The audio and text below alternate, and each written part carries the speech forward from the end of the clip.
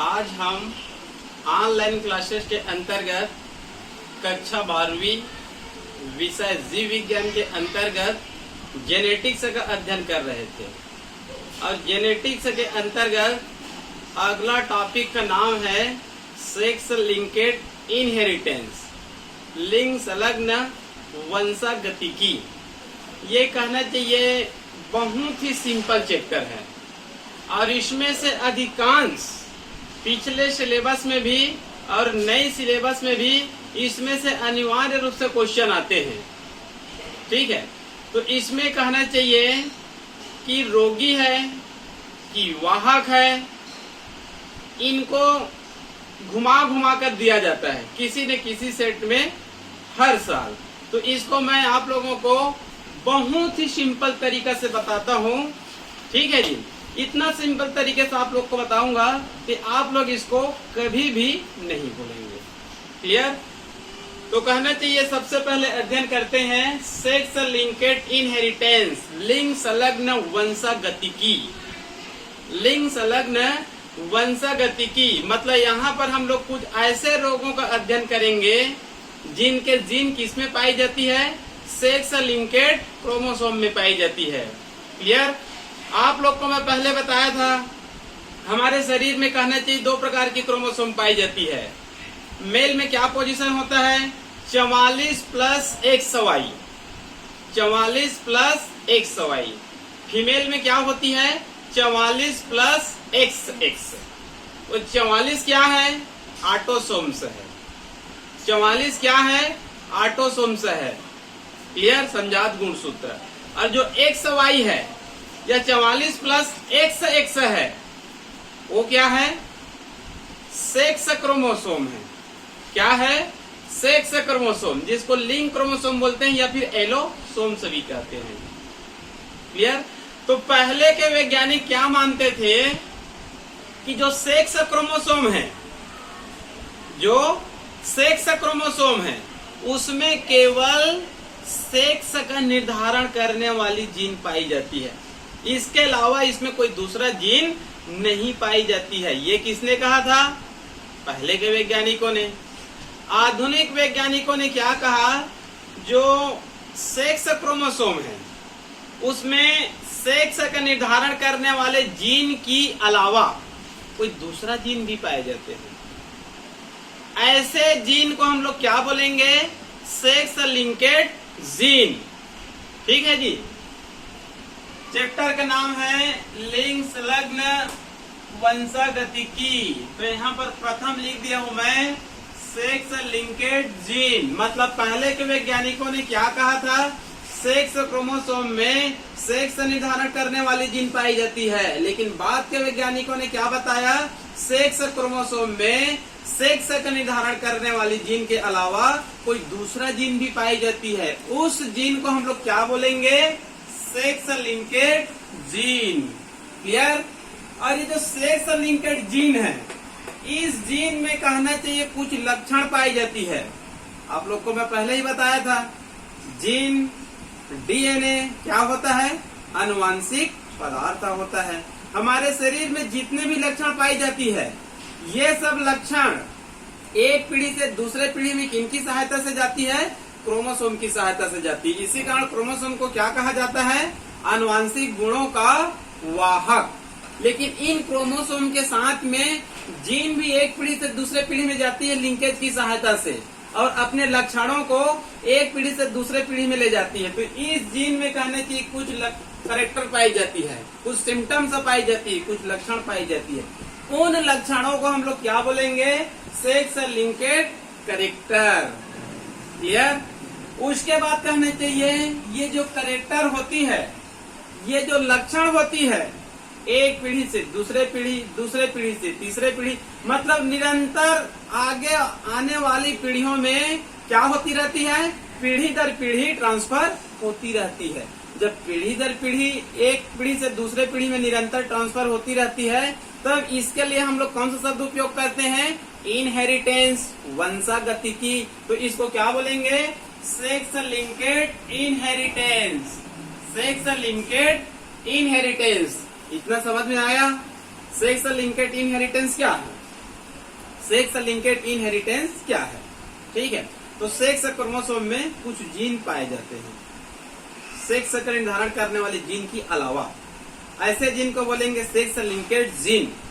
इसमें जो कहने की कैरेक्टर पाई जाती है उसको हम लोग बोलेंगे सेक्स लिंकेड कैरेक्टर।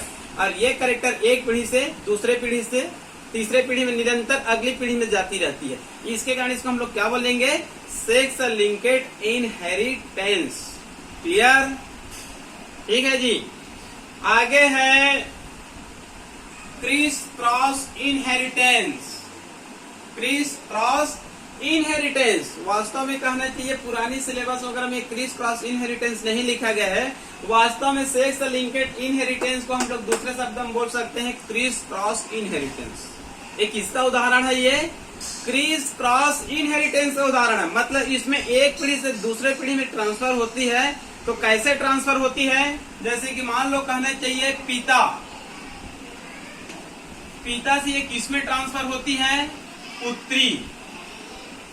पुत्री से किस में ट्रांसफर होती है, पुत्र में।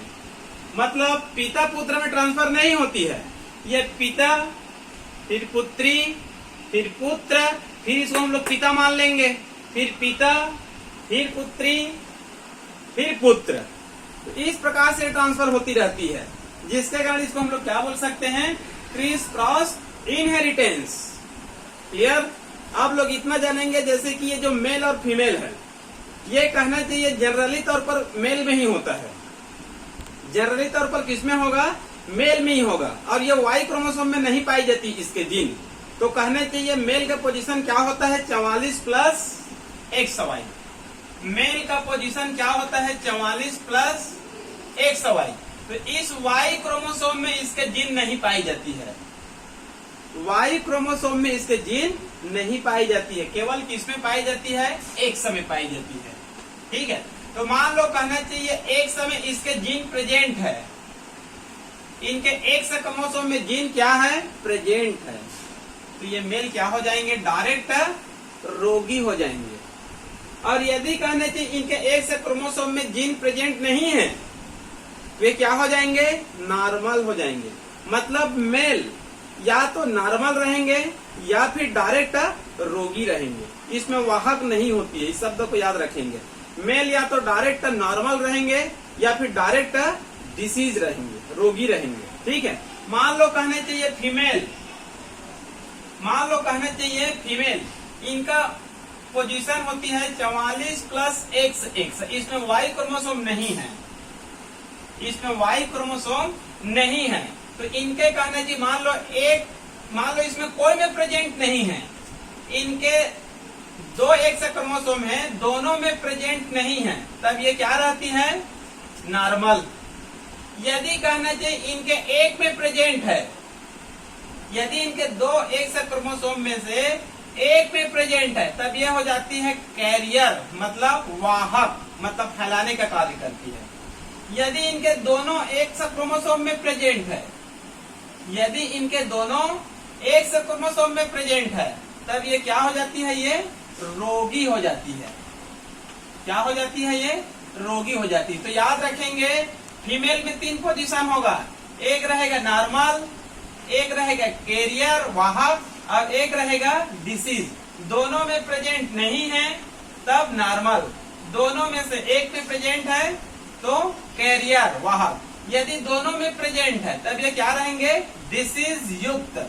मेल में याद रखेंगे एक वाई क्रोमोसोम होता है, इस वाई क्रोमोसोम में ये जीन नहीं पाई जाती है। अतः कहने की यदि इसमें प्रेजेंट है तो ये क्या रहेंगे, रोगी। और यदि नहीं पाए जाएंगे तब क्या रहेंगे, नॉर्मल। इतने को याद रखेंगे, फिर हमेशा कभी आपको इसको नहीं बोलेंगे।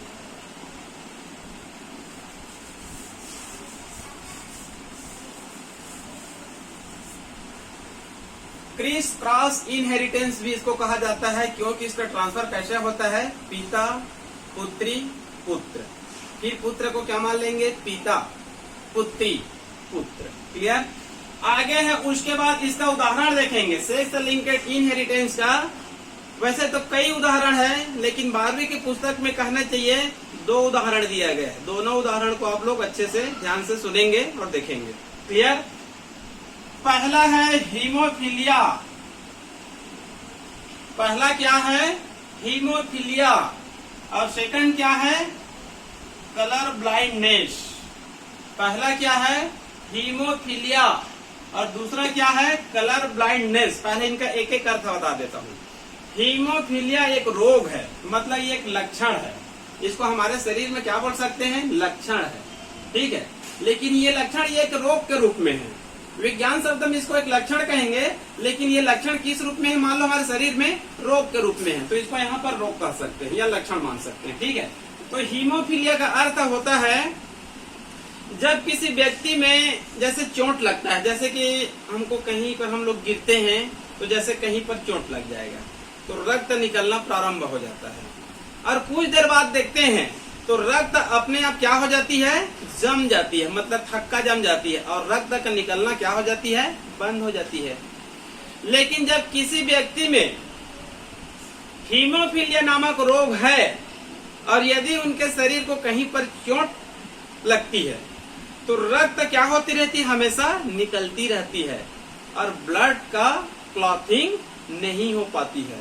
तो रक्त कहना चाहिए इतनी अधिक निकल जाती है कि व्यक्ति की क्या हो जाती है? मृत्यु हो जाती है, क्योंकि उनके शरीर में कौन सा रोग है? हीमोफीलिया नामक रोग है। क्लियर? इसका हिस्ट्री बताऊंगा आगे मैं।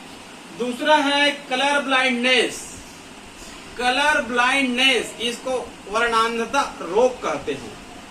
वर्णांधता रोग, इंग्लिश में याद रखेंगे कलर ब्लाइंडनेस। मान लो कहना चाहिए किसी व्यक्ति को कलर ब्लाइंड नामक रोग है, तब वह व्यक्ति रेड और ग्रीन मतलब लाल और हरा रंग में विभेद नहीं कर पाता है। लाल और हरा रंग में विभेद नहीं कर पाता है। जैसे कि मान लो हम लोग जनरली तौर पर कलर ब्लाइंडनेस रोग से ग्रसित नहीं है, तो हम कहना चाहिए ये हरा है। ये क्या है? हरा है।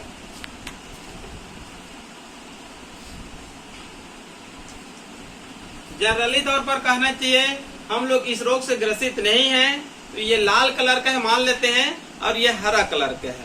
दोनों दिख रहा है, लाल और हरा कलर का। क्लियर?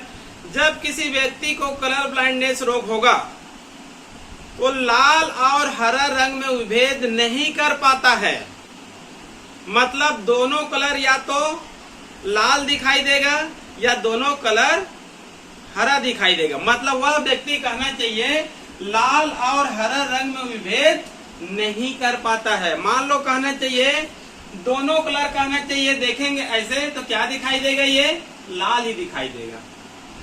तब इसको हम लोग क्या बोलेंगे? प्रोटेनोपिया। क्या दिखाई देंगे? प्रोटेनोपिया। मतलब लाल और हरा रंग में विभेद तो नहीं कर पा रहा है, लेकिन दोनों कलर एक ही कलर दिख रहा है, रेड कलर का। तब इसको हम लोग क्या बोलेंगे? प्रोटेनोपिया। और मान लो किसी व्यक्ति को लाल और हरा में केवल हरा ही दिखाई देता है, लाल दिखाई नहीं देता है।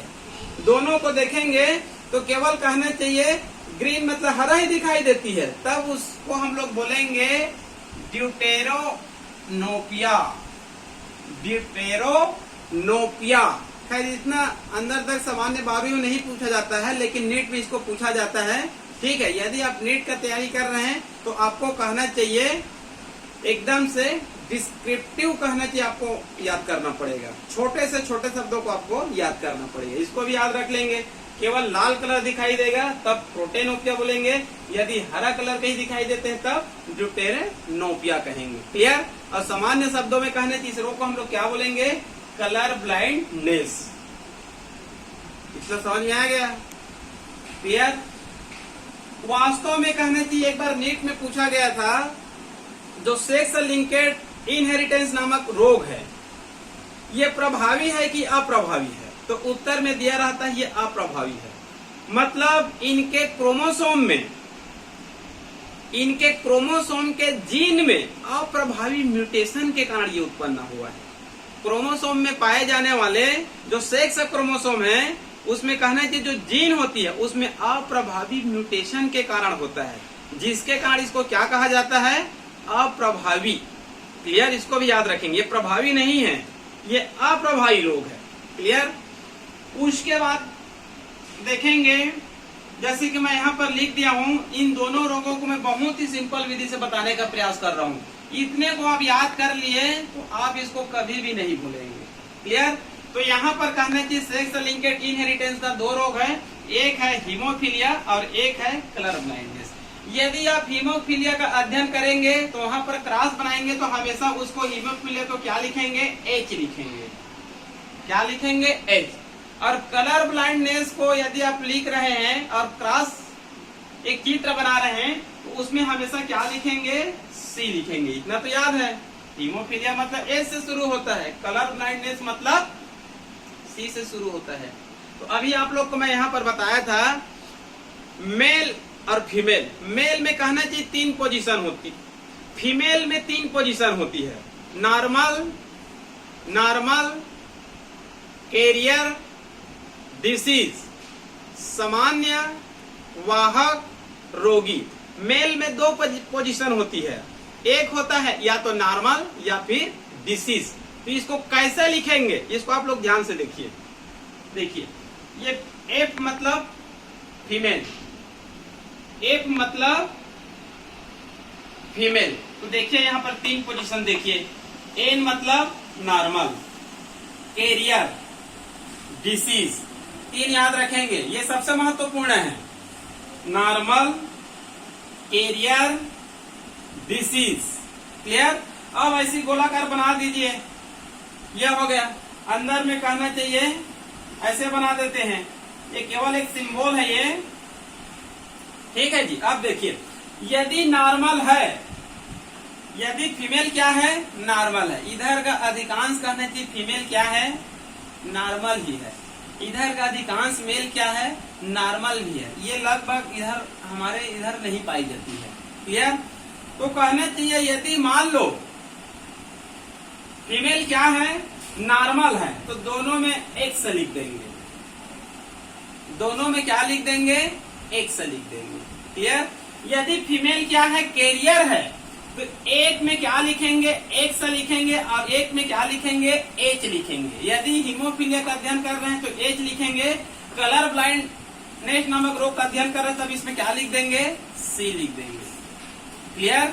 नॉर्मल है तो आपको एच या सी लिखने की आवश्यकता नहीं है, तो दोनों में क्या लिख देंगे? X x. ये क्रोमोसोम है। ये क्या है? ये क्रोमोसोम है। ये सेक्स क्रोमोसोम है। यदि इसमें ये जीन नहीं है तो दोनों को एक से लिख देंगे, मतलब नॉर्मल हो गया। यदि फीमेल क्या है? वाहक है, तो एक में प्रेजेंट है, तो एक में एक से लिख देंगे और दूसरे में क्या लिखेंगे? एच। यदि कलर ब्लाइंडनेस रोग का अध्ययन कर रहे हैं तब सी। यदि फीमेल कभी कभार डिसीज भी होती है, रेयर केस में फीमेल क्या हो सकती है? डिसीज हो सकती है। ठीक है? तो रेयर केस में डिसीज होती है तो कहना चाहिए हीमोफीलिया का अध्ययन कर रहे हैं तो दोनों में क्या लिख देंगे? H H. यदि कलर ब्लाइंडनेस का आप अध्ययन कर रहे हैं तो क्या लिख देंगे आप उसमें? सी सी लिख देंगे। समझ आ गया? ठीक है। नॉर्मल है, एक्स एक्स, वाहक है तो एक क्रोमोसोम में। यदि रोगी है रेयर केस में तो दोनों में एच या दोनों में सी। क्लियर? अब मेल का पोजीशन देखते हैं हम लोग। मेल में 2 पोजीशन रहेगा, या तो नॉर्मल रहेगा या फिर डिसीज रहेगा। इसमें कहना चाहिए कैरियर नहीं होती है क्योंकि ये जीन वाई क्रोमोसोम में नहीं पाई जाती है, वाई क्रोमोसोम में नहीं पाई जाती है। तो मेल में क्या होती है? वाई क्रोमोसोम होती है, तो उसमें एब्सेंट होती है। तो कहना चाहिए मेल या तो डायरेक्ट नॉर्मल रहेंगे या फिर डायरेक्ट रोगी रहेंगे। क्लियर? तो देखिए ये पहला चित्र, ये दूसरा चित्र है। ये नॉर्मल है और ये क्या है? डिसीज है। तो कहना चाहिए ये वाई क्रोमोसोम है। ये क्या है? वाई क्रोमोसोम है, इसमें प्रेजेंट नहीं होती है, तो इसका अध्ययन यहाँ पर नहीं करना है। इसमें केवल एक एक्स क्रोमोसोम होती है, तो ये एक्स क्रोमोसोम एक्स क्रोमोसोम। मान लो नॉर्मल है, जैसे कि हम लोग कहने की इस रोग से ग्रसित नहीं है, तो हमारे शरीर में प्रेजेंट नहीं है, तब एक्स लिख देंगे। क्या लिख देंगे? एक्स। यदि कहना चाहिए कोई व्यक्ति रोगी है तो हीमोफीलिया का अध्ययन कर रहे हैं तो एच लिखेंगे, और यदि कलर ब्लाइंडनेस रोग का अध्ययन कर रहे हैं तब क्या लिखेंगे? यहाँ पर सी लिखेंगे। क्लियर? इतने को आप लोग ध्यान से देखिए। ये जो चित्र है पुरानी सिलेबस से मैं लिया गया हूँ। ये चित्र बहुत ही सिंपल है। जब सिलेबस को चेंज किया गया है तो एक अलग से चित्र बना दिया गया है, उस चित्र में आपको कठिन लगेगा। ये बहुत ही सिंपल चित्र है। आप लोग मेरा YouTube चैनल से पढ़ाई करेंगे तो पढ़ाई करते समय इसका आप लोग ना एक बार ना स्क्रीनशॉट ले लेंगे, और स्क्रीनशॉट लेने के बाद आपके फेयर कॉपी में इस चित्र को आप लोग बना लेंगे। ठीक है, ये याद है तो कोई भी क्रॉस देंगे, 12वीं में अधिकांशतः आता है, कोई भी क्रॉस करने के लिए आपका टोटल सही ही बनेगा, 100% सही ही बनेगा। यदि इसमें आप गलती किए तो उत्तर क्या मिलेगा, आपको गलत मिलेगा। क्लियर? तो इसको आप एक बार स्क्रीनशॉट ले लेंगे और उसके बाद फेयर कॉपी में बना लेंगे। क्लियर? देखिए, फीमेल है, ये नॉर्मल, ये कैरियर और ये डिसीज। मेल में 2 पोजीशन याद रखेंगे, नॉर्मल और डिसीज। इसका मैं कुछ क्रॉस को बता रहा हूँ। ठीक है, सभी क्रॉस को यहाँ पर नहीं बताऊंगा। आपके पुस्तक में हीमोफीलिया का 3 क्रॉस बताए गए हैं। हीमोफीलिया का 3 क्रॉस बताया गया है। कलर ब्लाइंडनेस का भी 3 क्रॉस बताया गया है। ठीक है, तो इतना याद हो गया तो आप 3 क्रॉस रहे चाहे 5 क्रॉस रहे, आपका उत्तर सही नहीं आएगा। क्लियर? तो मैं इसका कुछ क्रॉस बता रहा हूँ, और सबसे पहले हीमोफीलिया का कहने चाहिए क्या बता रहा हूँ, आपको हिस्ट्री बताता हूँ, क्योंकि पिछले साल इसका हिस्ट्री पूछ दिया था। ठीक है जी।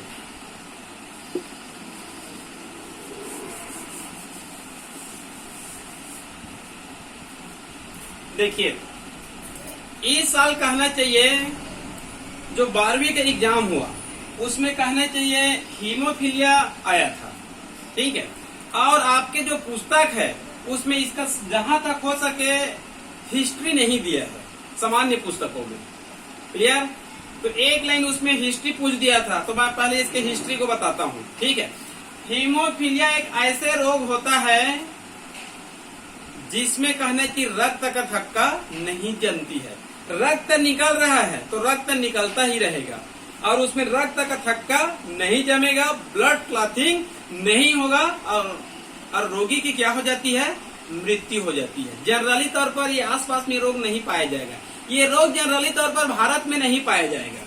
ठीक है, क्योंकि इसमें रक्त निकलती ही रहती है, जिसके कारण इसका दूसरा नाम याद रख लेंगे आप लोग, ब्लीडर्स रोग।